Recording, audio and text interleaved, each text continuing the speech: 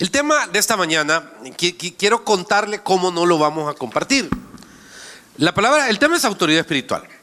Pero me dediqué a platicar sobre esto con algunas personas de la iglesia y me dediqué también a leer en internet una serie de bosquejos, elementos de apoyo, ilustraciones, enseñanzas alrededor de autoridad espiritual.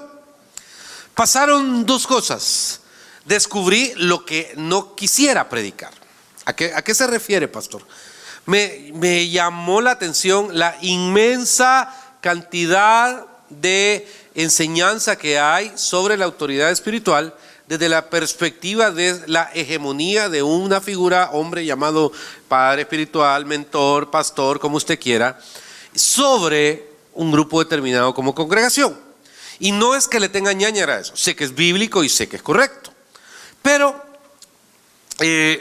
tal vez lo que me inquieta un poquito es que como iglesia siempre he observado que cuando alguien viene de otra iglesia, no le puedo decir que de 2-2 ni de 5-5, pero usted no tiene idea de la cantidad de casos que encuentro de personas que en algún momento se sienten dañados, se sienten abusados, se sienten manipulados alrededor de la figura del rol del guía espiritual. Desde esa perspectiva, como quien dice que tiene control o supervisión, o ustedes tienen permiso de ser novios y yo les doy permiso, pero si no lo tienen, no. O ustedes se van a casar porque Dios me puso que ustedes se casaran, o ustedes van a ofrendar tanto porque Dios me puso. Entonces, eso no podemos dejar de entender de que puede que en algunos casos tenga cierta validez. Pero cuando yo le quiero hablar en algunos dije, pero por un consejo, una palabra, si yo sé que no te conviene el chamaquito, soy el primero en decirte, mija, ¿para qué te vas a casar con él? No te conviene, ¿me entiendes? Pero es de una aplicación más normal, digamos, natural. Sin embargo, el tema de establecer autoridad espiritual en este día no es invalidando la autoridad espiritual del guía o el mentor, sino que es dejando que usted la procese para usted mismo a través de usted mismo. Y por consiguiente el más beneficiado, ¿quién es? El individuo. ¿Y quién más? La familia, la iglesia y cualquier persona alrededor.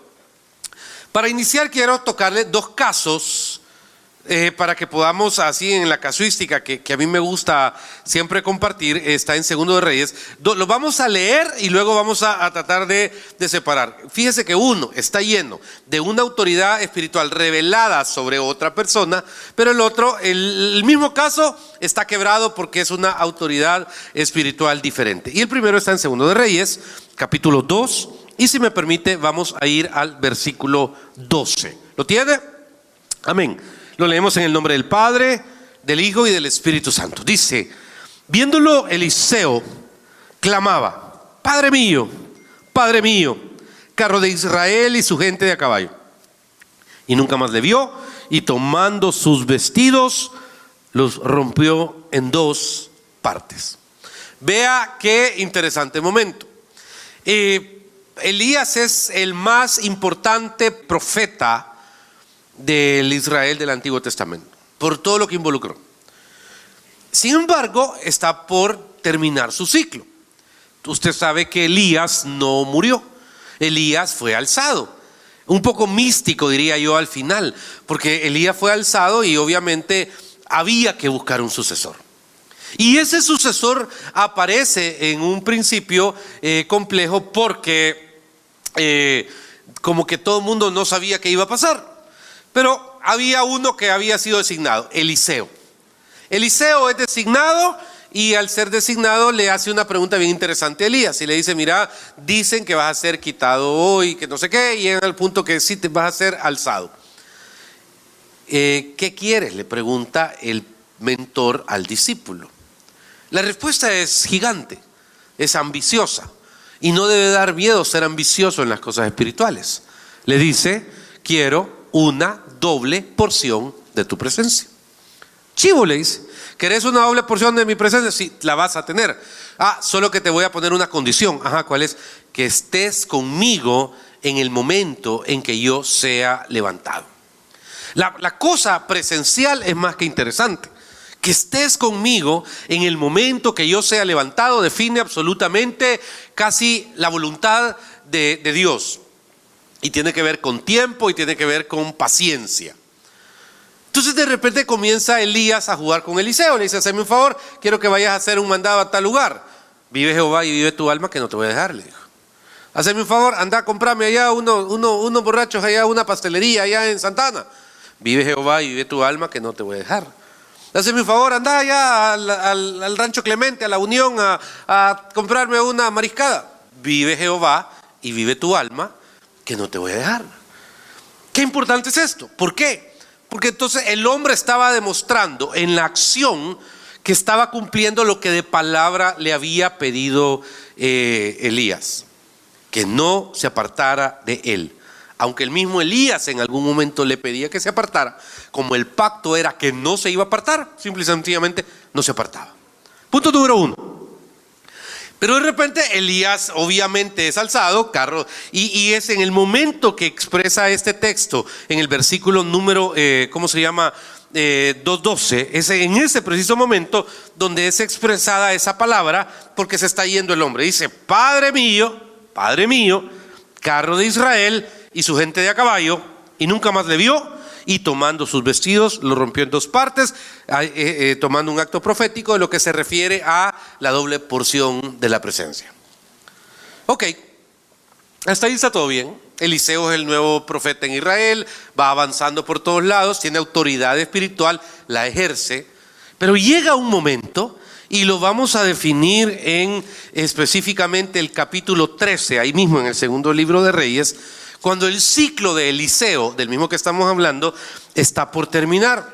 Y fíjese qué bonita cómo comienza esta frase en el capítulo número 13. Dice en el versículo 14: estaba Eliseo enfermo de la enfermedad de que murió. Y descendió a él Joás, rey de Israel, llorando delante de él, y dijo: Padre mío, carro de Israel y su gente de a caballo. ¿A dónde quiero establecer la primera escena en esta casuística? ¿Por qué? Porque hay 2 personas que están que tienen una función de autoridad espiritual sobre algo, y 2 personas que anhelan esa autoridad espiritual sobre lo mismo. La única diferencia está en que a uno le fue entregada y le fue asignada, y al otro no le fue entregada y no le fue asignada. ¿Me va entendiendo? Ok, ¿por qué? Porque no es por imitación. Seguramente le llegaron a decir en algún momento a Eliseo: mira, se está muriendo, al rey le llegaron a decir: se está muriendo Eliseo, de veras, sí, tenés que ir a recibir la unción, pero ya tenés que ir a recibir.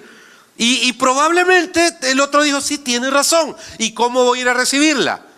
Pues recitando, repitiendo lo que yo sé que hizo como que fuera una fórmula mágica, ¿me entiendes? Y aquí es donde hay que el cristiano debe aprender a dejar de jugar a ser Harry Potter. Porque no se trata ni de imitación, ni se trata de copia, ni de nada. Y o se tiene o no se tiene. Puedo recordar, lo digo sanamente, pero hace algún tiempo decidí ir a orar a un despacho municipal de un alcalde del interior del país. Me omito el nombre. Pero desde que entré, súper amable, súper jovial, súper buena gente y muy espiritual en su diálogo. Gloria a Dios, que Dios trajo al ungido. Desde entonces uno ya sabe que le van a dar café del bueno, hermano. No es la cafetera que está a la par del oasis. Y de repente, y bendito Dios, y no sé qué, bien bonito. Entonces, y luego platicábamos la oración, y fue bien bonito, pero de repente le digo: mire, para terminar, yo quisiera pedirle si pudiéramos leer la palabra. Sí, me dice, por supuesto. Y yo vi que había una Biblia en medio de todo el rack de libros que él tenía. ¿Por qué no leemos en su Biblia? Le dije. Y cuando me dio la palabra, yo le dije: no, deme el honor, así cerrada, de leerla a usted. Y leamos un salmo, el Salmo 16, le dije, que me gusta el Salmo 16. Entonces agarró la Biblia y de repente me dice: no sé dónde están los salmos. Entonces mi respuesta, como yo soy diplomático absoluto: no me preocupe, está del centro a la izquierda. Siempre que agarre una Biblia, váyase al centro, agarre a la izquierda y ahí va a estar los salmos, le dije yo. Y ¡prac! La agarró. Pero después me dijo: gracias por no burlarse.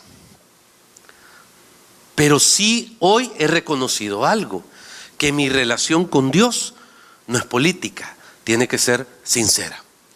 Ya ni me acuerdo hace cuántos años fue eso. Pero hermano, mi punto es, ¿o se tiene o no se tiene? Y creo que ahí hay un profundo debate en el individuo sobre el ser o no ser cristiano. ¿Por qué? Porque el rey, siendo el rey de Israel, cuando Eliseo ya estaba en su plan de morir, le dice, ahora, no lo desechó inmediatamente. Primero le dijo, acuérdense, Elías le dijo a Eliseo, tenés que estar conmigo mañana, tarde y noche, y tenés que estar presente cuando yo me vaya. Chivo, eso quiere decir que ni tiempo ir al baño tenía, porque tenía que estar ahí. Pero el otro, entonces Eliseo le hizo una prueba y le dijo, mira, ¿sabes qué? Tal vez sos candidato, yo me estoy equivocando. Abrí la ventana, tira una saeta, golpea ¿cómo se llama? La tierra con las saetas. Y dice que la golpeó 2, 3 veces, ok, y solo la golpeó 2, 3 veces, pero de alguna manera le dice Eliseo, ¿sabes qué? Si la hubiera golpeado 5, 6, 7 veces, derrotarías a todos tus enemigos alrededor, pero como que solo la golpeaste 2 que 3, entonces vas a tener 2 o 3 victorias pírricas, pero al final vas a seguir peleando con tus enemigos. Así que no sos vos, tranquilo, déjame dormir. La gran diferencia, y donde quiero sustentar el primer punto, es, hermano, de que uno al menos tiene que estar consciente de lo que no es para tratar de serlo. Y con eso, y no acomodarte a porque no sos, vas a dejar de hacer todas aquellas cosas que Dios quiere que hagas. Porque no porque tengas una llanta pinchada el carro no funciona. O sea, no porque tenés una llanta pinchada vas a agarrar un cuchillo y vas a decir, como una llanta está pinchada, este carro no sirve, y vas a pinchar la segunda, la tercera y la cuarta. No. Todos tenemos alguna llanta con baja presión de aire, toda la vida. Pero no por eso vamos a renunciar al privilegio de decir, al menos tengo 3 ruedas. Porque ahí es donde está la grandeza. Y la honestidad y la genuinidad es de oro. Es clave. Y creo que entonces, en el primer caso que les estoy mencionando, veo al rey sumamente interesado ¿en qué? En tener el rol espiritual, la autoridad espiritual para un bien propio. Estaba abatido, estaba con el agua hasta aquí. Necesitaba ver cómo se sacudía a sus enemigos. Y entonces dijo, esta fórmula me sirve para hacer aquello. La autoridad espiritual no funciona así. La autoridad espiritual es algo que usted debe saber que Dios le da en función primeramente del reino. Bueno, caso 1 a 1. Hay un personaje del cual en mis 21 años de pastor y 9 más 4, 13 años de vida ministerial evangélica, de predicar la palabra ocasionalmente, nunca había predicado. Y a través de un mensajito de alguien ayer me sorprendió, que se lo agradezco, y quiero que vaya a Lucas 2, porque de repente la autoridad espiritual, ¿para qué nos sirve? Sería un planteamiento. Evangelio según San Lucas, capítulo número 2. ¿Lo tiene? Ok. Dice el texto, en el versículo 21. ¿Lo tiene? Amén. Ya me dijo que sí. Jesús nació, todo bonito, y dice, cumplidos los 8 días para circuncidar al niño, le pusieron por nombre Jesús, el cual le había sido puesto por el ángel antes que fuese concebido. Y cuando se cumplieron los días de la purificación de ellos, conforme a la ley de Moisés, le trajeron a Jerusalén para presentar al niño. Como está escrito en la ley del Señor, todo varón que abriere la matriz será llamado santo al Señor. Y santo al Señor, como está escrito en la ley, todo varón que abriere la matriz será llamado santo al Señor. Y para ofrecer, conforme a lo que se dice en la ley del Señor, un par de tórtolas o 2 palominos. Pausa. No tiene que ver con la enseñanza, pero a mí me llama la atención al leer esto 3 cosas. Primero, ¿qué necesidad tenía José y María de ir al templo? Yo no le veo ni una. Y está como que usted tenga una gran tomatera en el jardín de su casa y tenga los tomates más hermosos, pero diga, voy a ir al súper a comprar tomates. ¿Qué necesidad tengo de ir al Selectos a comprar tomates si los tengo en mi casa? La razón por la cual la gente iba a adorar al templo era Dios, y ellos tenían a Dios en su casa. Jesús había llegado a su casa, se había convertido en su hijo, y por eso aquí dije, no tiene que ver directamente con la enseñanza, pero algo que me importa, y creo que de plano, hermano, no es que Dios no le dé pan al que no tiene le dé pan al que no tiene dientes, sino que Dios realmente tiene que ver con la actitud, pues, porque cualquiera, si yo fuera José o usted fuera María, ¿y qué haríamos? Ibas a ir al templo, sí, ¿y a qué vas a ir? No, es que hay que llevar de acuerdo a la ley al niño a presentarlo. No. ¿Pero por qué fueron? Porque es la ley. Y esto no termina aquí, sino que de repente sustentan de que es importantísimo presentar ofrenda por el niño, hasta por si nosotros nos quejamos, hermano, en serio, en la ley era otra cosa, porque hasta por la presentación de un niño había que presentar en sacrificio o 2 palominos o 2 tortolitas. Y aquí es donde me impresiona. Creo que Dios con José y María no se equivocó. Perfectos los dos, entendidos. Y entonces llevan al niño al templo y de repente volvamos a la autoridad espiritual. Porque aparece un personaje, hermano, que tenía un privilegio de oro. Lea por favor el versículo número, vamos a leer el versículo 25. Y he aquí, había en Jerusalén un hombre llamado Simeón.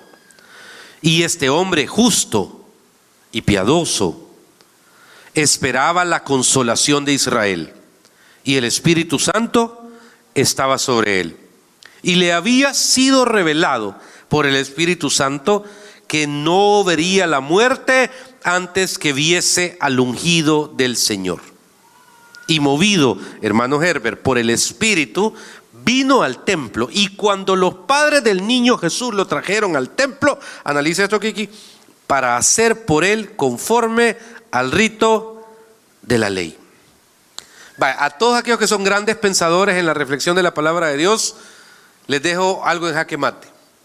Un día se fue Jesús y dijo: voy pues a preparar morada para vosotros, pero regresará y te enviaré a vosotros al Espíritu Santo, al Consolador, etcétera, etcétera. En este momento, en el momento de esta escena, el Espíritu Santo no había venido.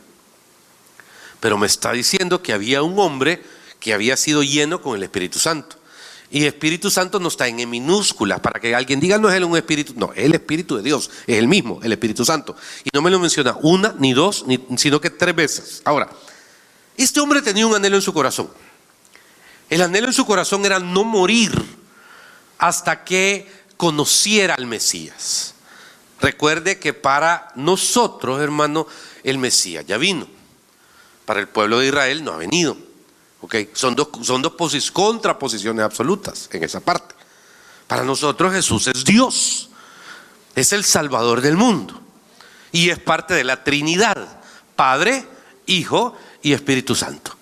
Estos principios, hermanos, son de los fundamentos de la iglesia Kemuel alrededor de nuestra doctrina. Pero de repente, en este momento, ha nacido un niño que por revelación nosotros hoy, a través de la lectura de los evangelios, lo reconocemos como Dios y Salvador. Pero en el común día a día, de un día tradicional en Jerusalén, donde nadie sabía que lo que había pasado en Belén hace algunos días, esto cobra mayor importancia, porque había un hombre cuyo anhelo, y ahí lo dice, mire, era conocer, y le había sido revelado, versículo 26, por el Espíritu Santo, que no vería la muerte antes que viese al ungido del Señor. ¿Cómo controlar eso? Cuando yo le digo ejerza su autoridad espiritual, en este punto lo que le quiero pedir es que la ejerza sobre las promesas que usted tiene, porque siente una gran fluctuancia entre las promesas y Dios, a nosotros, a eso me refiero, en cuanto a que de alguna manera decimos: sí, yo creo en Dios, amo a Dios, me gusta la iglesia, las cosas de Dios, bla, bla, bla. Pero hay 3, 4 cositas en nuestra vida que se llaman promesas. Y las promesas, hermano, no se agarran como este vaso de agua. Muchas veces ni se ven. O sea, yo sé que Dios pone agua, yo sé que Dios va a hacer la puerta, yo sé que Dios va a hacer esto, y yo me aferro a ella. No dice la edad del hombre, pero era inconcebible esto que está pasando, pero Dios se lo había prometido, punto. ¿Qué hizo él? Se amparó en esto, se quedó en esto, lo creyó como un must en su vida. Y da la casualidad que 2 jóvenes recién papás obedientes deciden ir al templo Y entonces, un día, el versículo 27 dice, y movido por el Espíritu, el mismo Espíritu, en mayúscula, vino al templo. Y cuando los padres del niño Jesús lo trajeron al templo para hacer por él conforme al rito de la ley, él le tomó en sus brazos y bendijo a Dios diciendo, y ahí le vino la revelación, ahora, Señor, despide a tu siervo en paz, conforme a tu palabra, porque han visto mis ojos tu salvación, la cual has preparado en presencia de todos los pueblos, luz para la revelación a los gentiles y gloria a tu pueblo Israel. Esto es otra cosa inconcebible, porque la revelación se cumple, agarras al niño y es como que este es el Mesías. ¿Cómo que este es el Mesías? Sí, él es. ¿Y ellos qué son? Son los papás en carne del Mesías. Este va a ser, y comienza este hombre a profetizar, porque es inconcebible que un hombre, hermano, con un fundamento de ley judía, conciba de que esa ley va a ser traspasada a los gentiles. No nos engañemos. Nosotros, por supuesto, que son nuestros hermanos mayores en la fe, los amamos o los oramos por ellos. La Biblia nos enseña a amar y bendecir a Israel, orad por la paz de Jerusalén, y en esta iglesia también lo hacemos permanentemente. Pero yo estoy bien claro quién soy yo para ellos. No, hermano, yo sé dónde me quieren y dónde me quieren a medias. O sea, yo sé que no es lo mismo Escalón que Escalón Norte. ¿Ok? Entonces estoy clarísimo en esa posición. ¿Por qué? Porque en algún momento un judío establece que la ley es para los judíos, la salvación es para los judíos, y de repente vino Jesús y abrió la brecha, no solo para los judíos, sino que también para toda la humanidad, para todos los gentiles, negros, chinos, salvadoreños, soyapanecos, argentinos, de donde sea. La salvación llegó a todos. Y al establecer este principio, hermano, este hombre está diciendo, hey, mi promesa me la cumplió Dios, me aferré a mi promesa. Y aquí está, y no solo me permite conocerlo, sino que profetizo sobre él. ¿Sabe qué le pedí al Señor esta madrugada? Que mientras predicaba esta parte le trajera a usted recuerdo de las promesas aún no hechas, para que si a usted se le olvidó, sepa que a Dios en absoluto se le olvida, y Dios las tiene en un presente permanente. Y aquí es donde, hermano, usted tiene que aferrarse a esas promesas. La autoridad espiritual es eso.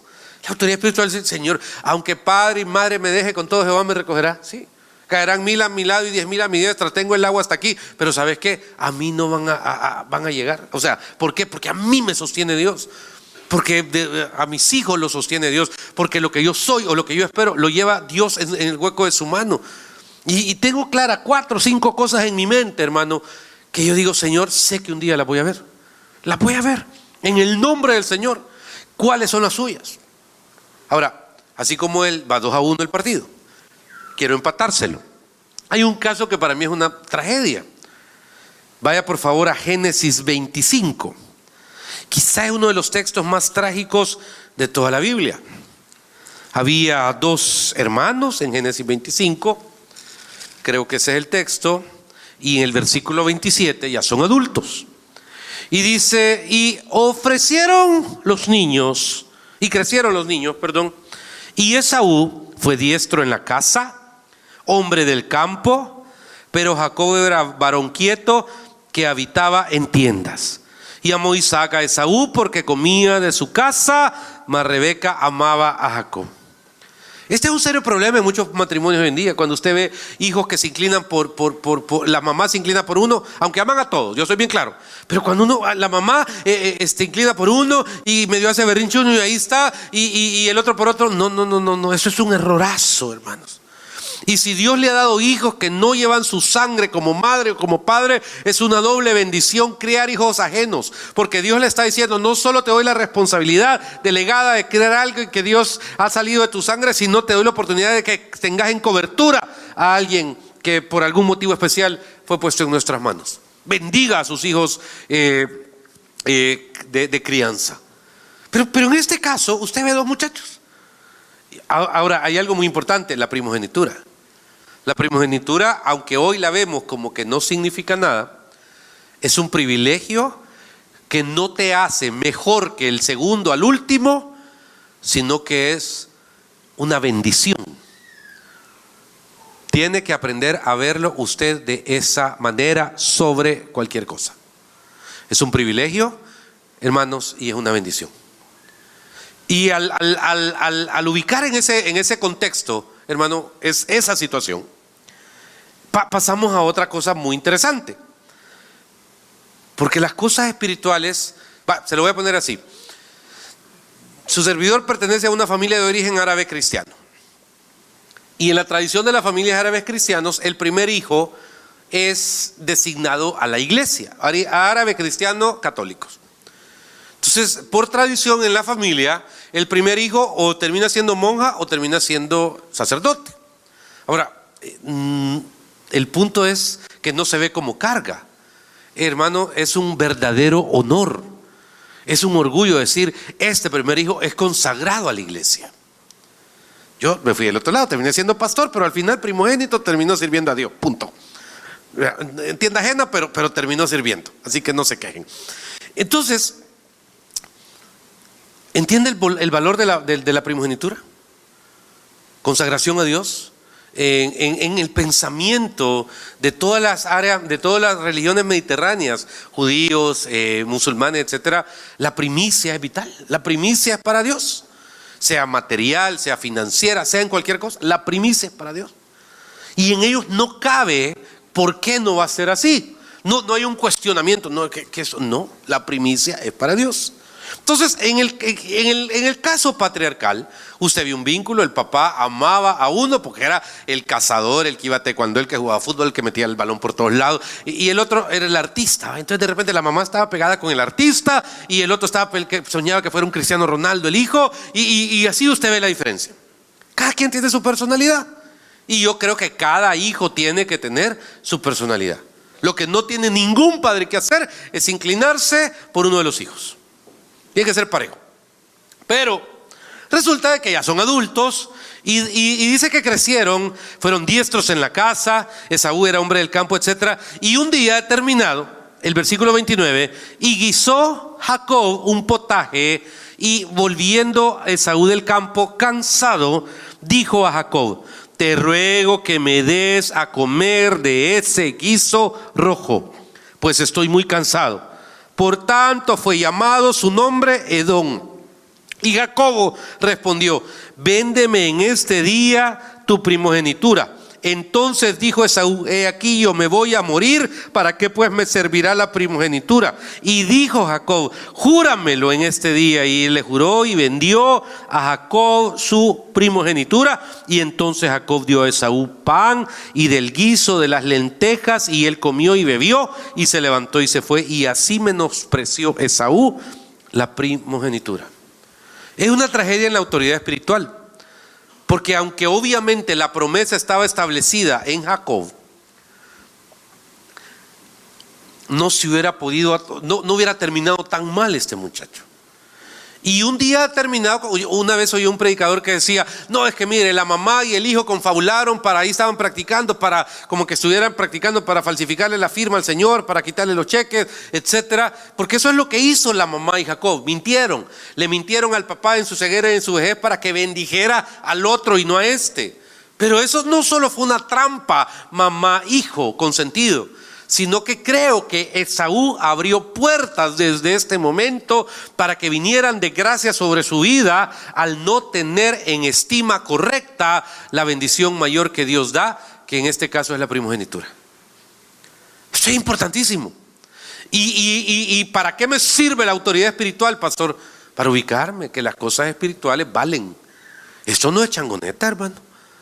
Las cosas de Dios no son a la ligera, ni son por la interpretación así de medio ligera. No, las cosas espirituales tienen un fundamento importantísimo y no valen poca cosa. ¿Por qué llegaríamos a cambiar la bendición de Dios? ¿Por qué cambiamos las cosas de Dios? Duele cuando alguien ha visto a Dios, hermano, ha conocido a Dios, ha caminado en sus caminos, ha perseverado, y de repente por una tontería cambia las cosas de Dios. Lo digo con respeto, sin señalar nada ni a nadie. Pero duele cuando has caminado en las cosas de Dios y por una novia o por un novio terminas quebrando aquellas cosas que Dios ha puesto en tu vida. ¿Por qué? Si ya sabes lo que Dios establece alrededor de la unión. No sé. No crea que para mí es ganga ir a las cárceles o a los hospitales. En absoluto. Pero lo hago. Y algo que tengo en claro en las cárceles es que una gran cantidad de las personas que yo voy a visitar, hermano, o voy a predicar, perdón, se me acercan y me dicen, yo voy a tal iglesia, yo iba a tal iglesia, y yo predicaba en tal iglesia, y mire, pastor, yo era pastor. Me acuerdo que una vez fui aquí ¿cómo se llama aquí? Antes de llegar al Tunco, hay un lugar, no, Chepe Aleta hasta después, pero antes. Ajá. Y de repente a predicar, y de repente se me acerca alguien y me dice, pastor, tengo 6 meses de estar aquí, le saludo, le bendigo, me enteré que usted iba a venir ahora, qué emocionante, hasta nos bañamos, me dijo, para poder estar escuchando la palabra de Dios. Yo era pastor en tal lugar. Y te duele en el alma. ¿Y sabes por qué? Porque nadie va a un lugar de estos sin haber tomado 1, 2, 3 o 4 malas decisiones antes. No creas, o sea, todo el que está ahí porque piensa que le iba a salir bien algo y le salió mal. Lo que sea, le salió mal, y como le salió mal, entonces terminó ahí. Y eso duele. ¿Por qué? Porque creería que ningún ser humano, ninguno de nosotros tiene que, hermano, pasamos procesos terribles, todos, nos equivocamos todos. Ya le dije, vivimos con una llanta de las 4 pinchadas siempre, pero hermano, decir dejo las cosas de Dios, obtengo en poco la recompensa, obtengo en poco las respuestas de Dios por la decisión de ver cómo salgo y en el triqui-truqui, en este negocio, en esta situación. Y luego, ¿qué pasa? La misericordia de Dios llega hasta lo más profundo, pero no es el estado ideal, hermano. No es la razón principal por la cual creo un hijo de Dios debe permanecer y perseverar en sus caminos y en su fe. Por eso le digo, la autoridad espiritual tiene que tener como una revelación. Señor, perdón que use una palabra coloquial, haz que la riegue menos. Ya me pasé demasiado en mi vida y yo sé que la gente alrededor me quiere, pero cada vez que me sigo equivocando, no solo me paseo en mí, sino que me vivo paseando en aquellos que digo que quiero y ya no. La autoridad espiritual debería funcionarte para eso, porque te viene la revelación. ¿Cómo vas a vender la primogenitura por una sopa de frijoles? Era frijoles rojos de seda porque dice que era roja. Entonces, pues sí, pero por rica que sea la sopa de frijoles. No, hermano. No, mi bendición espiritual no tiene precio humano. Y estoy seguro que las cosas para este hombre hubieran sido diferentes, porque de ahí se enoja, de ahí se hace la víctima, y de ahí amenaza al hermano y decir, mira, si vos me apareces enfrente, te mato. No te mato ahorita porque mi papá está vivo. Pero el día que se muera mi papá, le mandó a decir a Jacob, ese día, papá, que habrán 2 hoyos, porque uno es para él y el otro es para vos. Y una tragedia, pero está enojado, está indignado. O sea, es de aquellos que se hace la víctima moralista sobre una situación, hermano, de algo, de injusticia. Pero es como que yo ladre porque un pastor cometió un error, o un guía espiritual en Estados Unidos cometió un error, o aquí. Pero en el fondo yo soy peor. Pero yo no soy pastor. Sí, pero soy peor.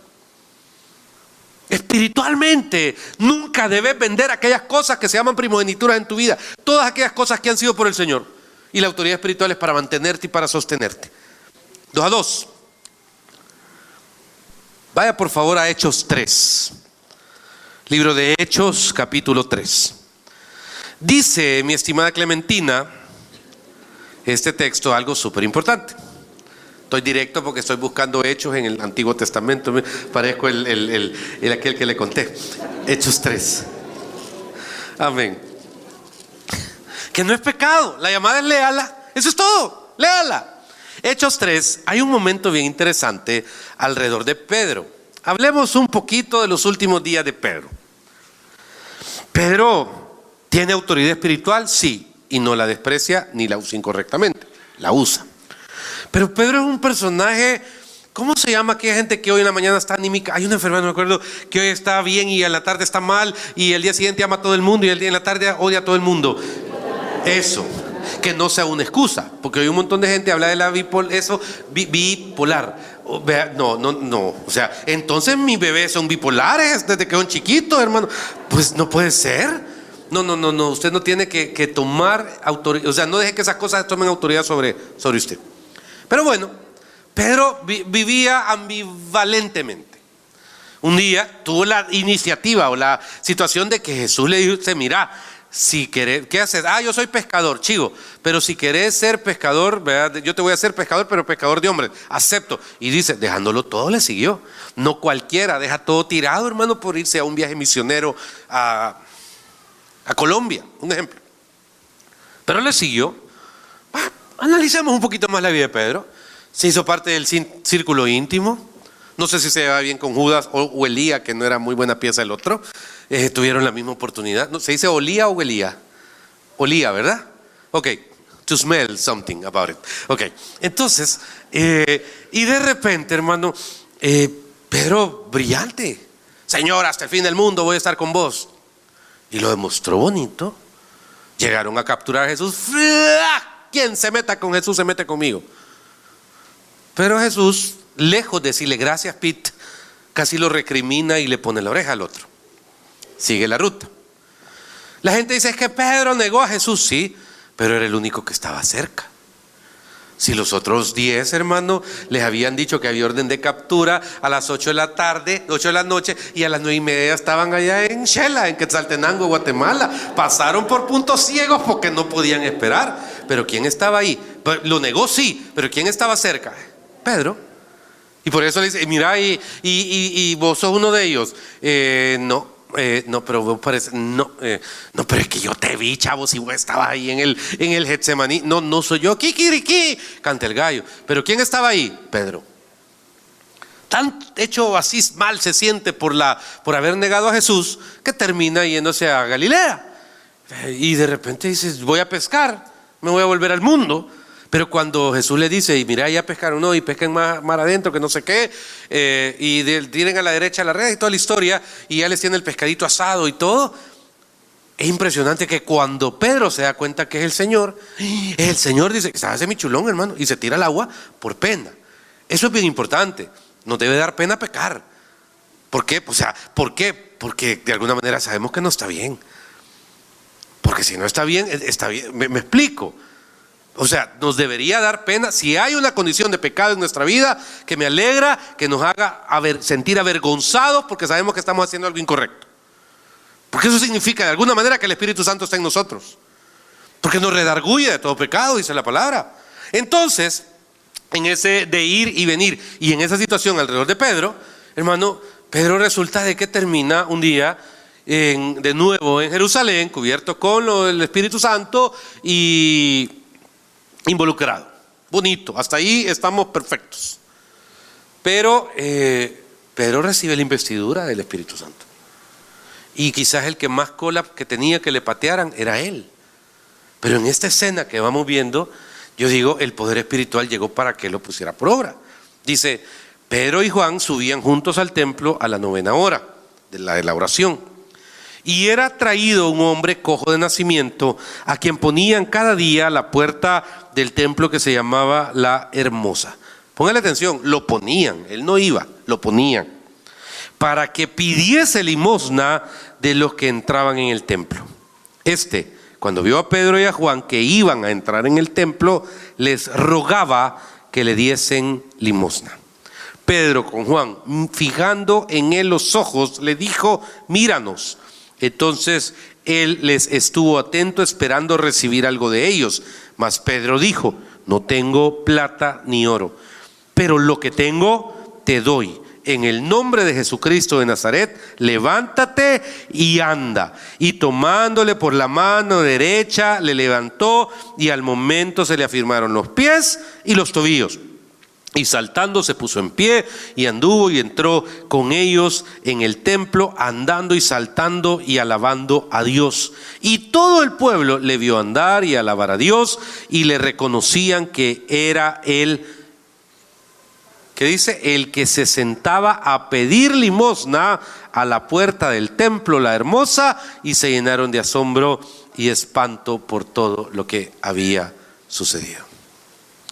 Hay aquí algo que para mí es extremadamente importante. Por favor, no me lo pierda de vista desde ningún punto. Los hombres naturales o normales pueden hacer cosas sobrenaturales o espectaculares, espiritualmente hablando. Soy bien claro que no le hablo a una iglesia de robots ni de computadoras, sino que le hablo a una iglesia con gente de carne y hueso, de distintas edades, de distinto background espiritual, económico, social y cultural. Pero estoy bien claro que el mensaje de Jesucristo es absolutamente para todos en lo que cada uno necesita recibir. Y el mensaje de Jesucristo lo que nos está diciendo, hermano, es que tenemos la opción o de vivir trabajando y haciendo lo que nos toca con la autoridad espiritual que Dios nos lo ha dado, o renegar de ella y vivir como que no la tuviéramos. La Biblia establece perfectamente que nosotros somos reyes y sacerdotes. Fíjense qué cosa más interesante. Y cuando el discurso se ha trasladado a un discurso lineal donde tiene que ver con banalidades, donde tiene que ver con cosas materiales y que tiene que ver con un montón de cosas perecederas, no nos damos cuenta de que eso es parte de lo que la Biblia le llama añadiduras. Pero lo más importante es su decisión de decir: hey, si para muchos quizás yo soy Chepe Planeta, no sé, Juanca, el Juancho, el Choco, pero para alguien que es el Dios Todopoderoso, yo tengo una autoridad espiritual. Y ocúpela. Deje que Dios le dé satisfacciones alrededor de ella. En este caso hay una sanación. Le voy a contar una anécdota de este jueves.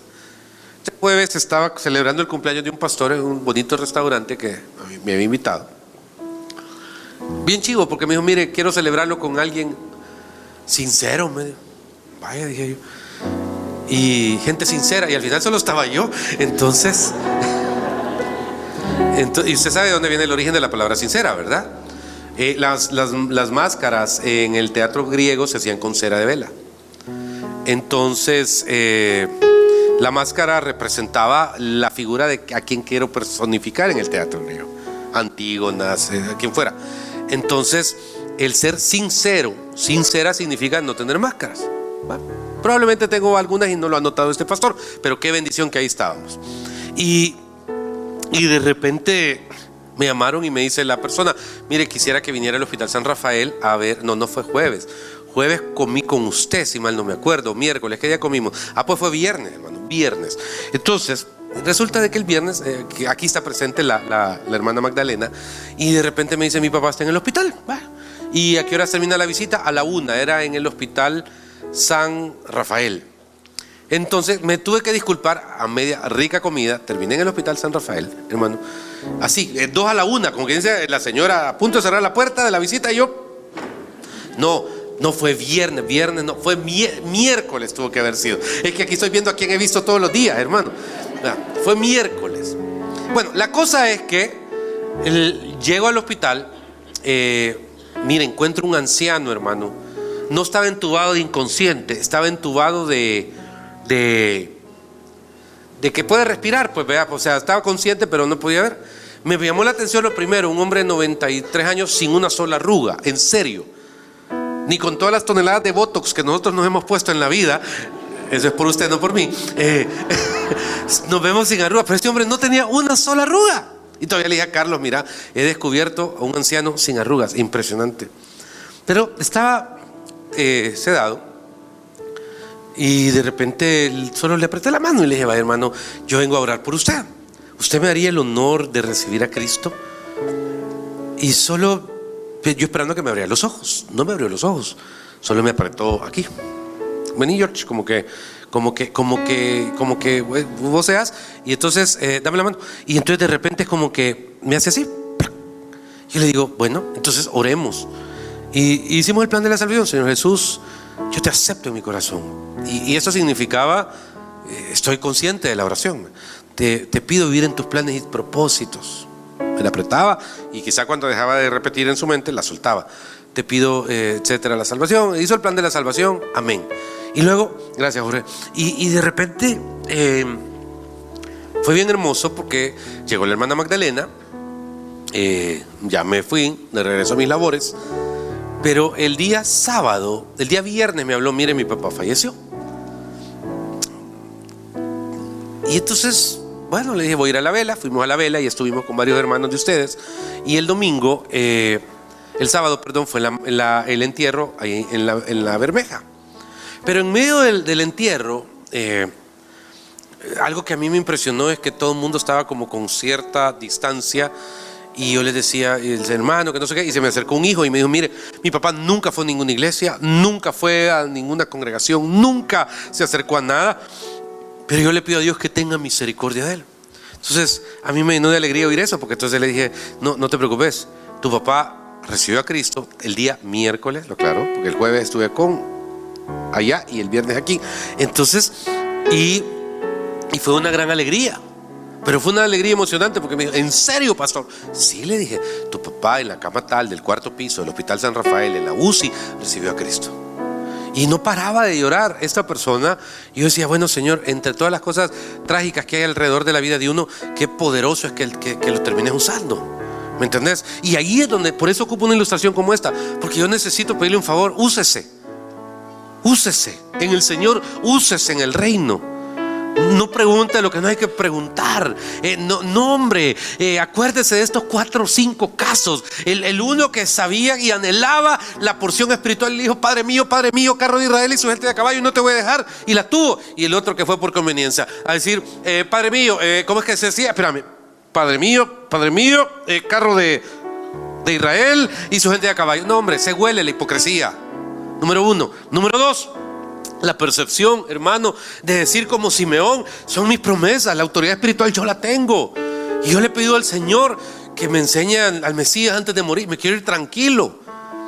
A saber qué relación tenía, se le atravesaron José y María. Y ahí está, y profetiza que va a traer salvación para nosotros los gentiles. Tragedia el caso de Saúl, siendo el dueño de la herencia y de la primogenitura, la cambió por una Campbell, por una Maruchan. A las cosas espirituales hay que darle su lugar. Caso de Pedro, un hombre que con todas sus desventajas humanas sabía dónde tirar la piedra. Y ahí está, hasta el último día de su vida no desperdició su autoridad espiritual para hacer todo lo que tenía que hacer sobre la iglesia. Caso de Sedequías, triste, y con ese termino, porque un hombre, siendo el último rey de Israel, quizá no lo voy a citar por el tiempo, pero tuvo la oportunidad de pedir perdón, pero lejos de eso, siendo rey, se hizo a un lado y tuvo la tragedia de ser el último gran rey de Israel. ¿Por qué? Por cuanto hizo lo malo delante de Jehová, dice la palabra. El mensaje que recién escuchas estaría incompleto si no te tomaras unos minutos para recibir a Jesucristo como tu único y suficiente Salvador personal. Es la decisión más importante que un ser humano puede hacer. Y te invito a que lo hagas en esta hora, diciéndole al Señor, hoy, Señor Jesucristo, te recibo como mi único y suficiente Salvador personal. Te pido vivir en tus planes y tus propósitos. Reconozco la cruz como el lugar donde alcanzo perdón de pecados, salvación y vida eterna. Y te pido vivir conforme a tus planes y tus propósitos. En Jesucristo mi Señor. Amén. Es un tiempo hermoso. Y si quieres conocer más del Señor, te invito a que te acerques a nuestra iglesia. Nos reunimos en el Hotel Barceló de la ciudad de San Salvador los días domingo a las 7:30, 9 y 11 a.m. Sería un honor saludarte personalmente. Reúnete, acércate, conócenos y compartamos juntos lo que Dios ha hecho en nuestras vidas. Que Dios te bendiga.